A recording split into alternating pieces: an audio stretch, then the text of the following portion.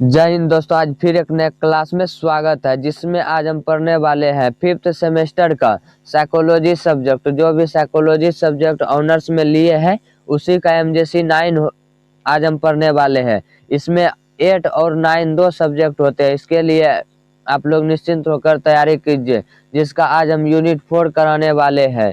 इसमें है एक पेशे के रूप में मार्गदर्शन और परामर्श।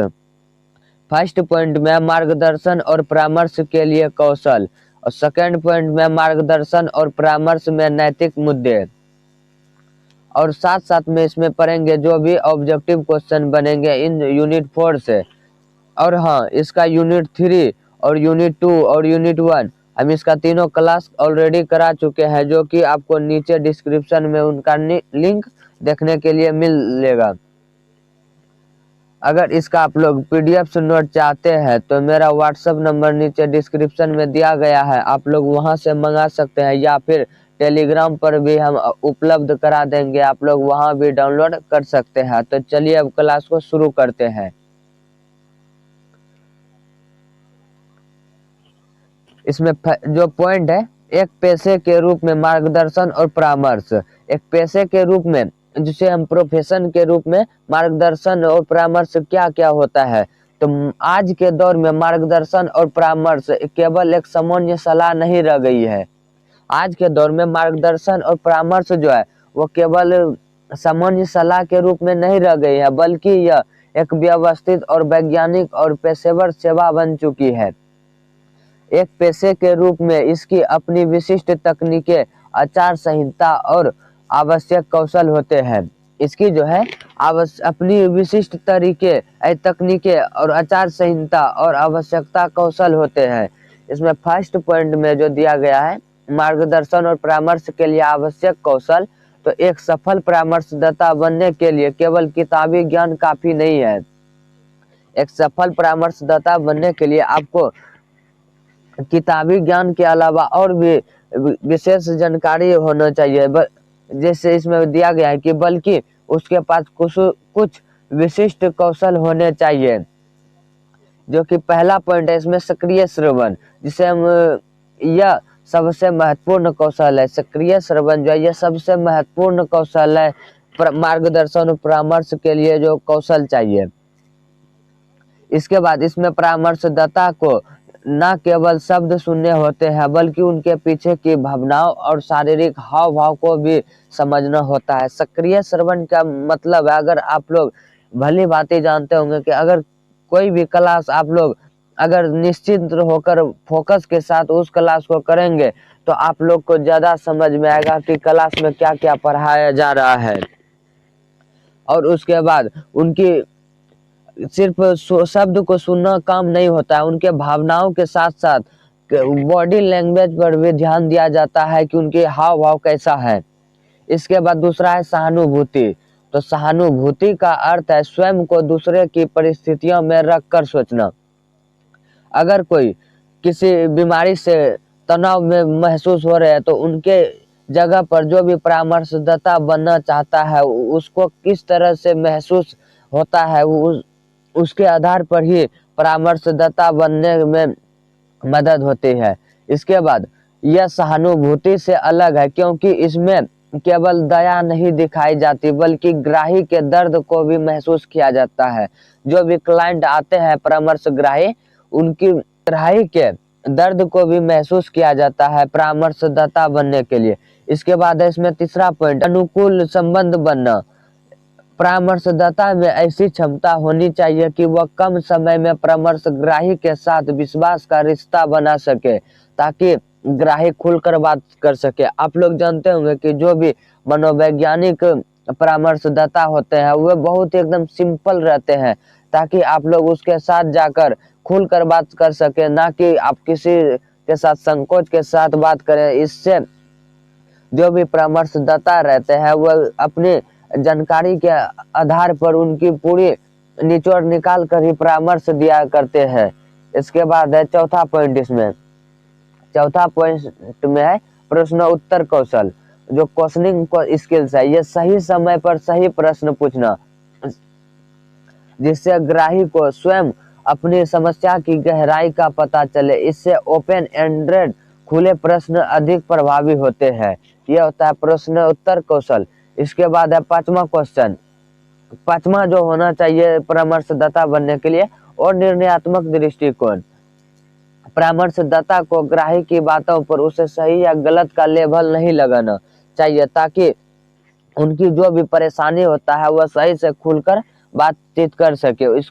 उसके बाद है उसे बिना किसी पक्षपात के बात सुननी चाहिए। जो भी परामर्शदाता होते हैं बनने के लिए चाहते हैं, उसके अंदर पक्षपात की बात नहीं होनी चाहिए, क्योंकि अगर कोई भी बात वो समझा रहे हैं बता रहे हैं तो उन्हें ध्यान पूर्वक सुनते हैं। वो होता है परामर्शदाता का काम। इसके बाद है नेक्स्ट इसमें मार्गदर्शन और परामर्श में नैतिक मुद्दे। एक पेशेवर क्षेत्र होने के नाते इसमें नैतिकता का पालन करना अनिवार्य है। एक पेशेवर क्षेत्र में होने के नाते इसमें जो है नैतिकता का पालन करना अनिवार्य है। मुख्य नैतिक मुद्दे निम्नलिखित है। इसमें फर्स्ट पॉइंट में है गोपनीयता। तो यह परामर्श की रीढ़ है। यह जो गोपनीयता है वह परामर्श की रीढ़ है।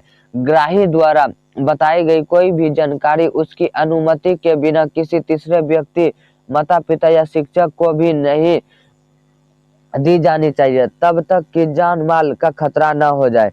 और जो गोपनीयता होती है वो तब तक दूसरे के साथ शेयर नहीं करना चाहिए तब तक कि जान माल की खतरा ना हो। उसके बाद है व्यवसायिक सक्षमता।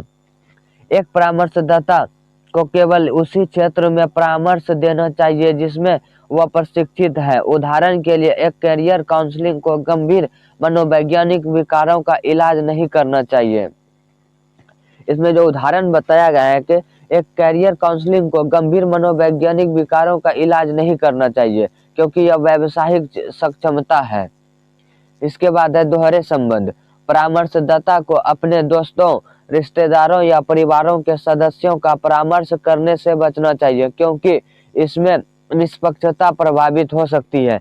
जो दोहरे संबंध है, जो रिलेशनशिप्स होते हैं, उसमें परामर्शदाता को अपने दोस्तों, रिश्तेदारों या परिवारों को सदस्यों का परामर्श करने से बचना चाहिए, क्योंकि उसमें जो होता है निष्पक्षता छिपा होता है।